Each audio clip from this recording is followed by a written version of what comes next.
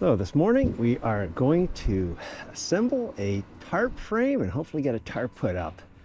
I've been looking forward to this all week. The weather is just beautiful and oh well, let's get at her. Oh God.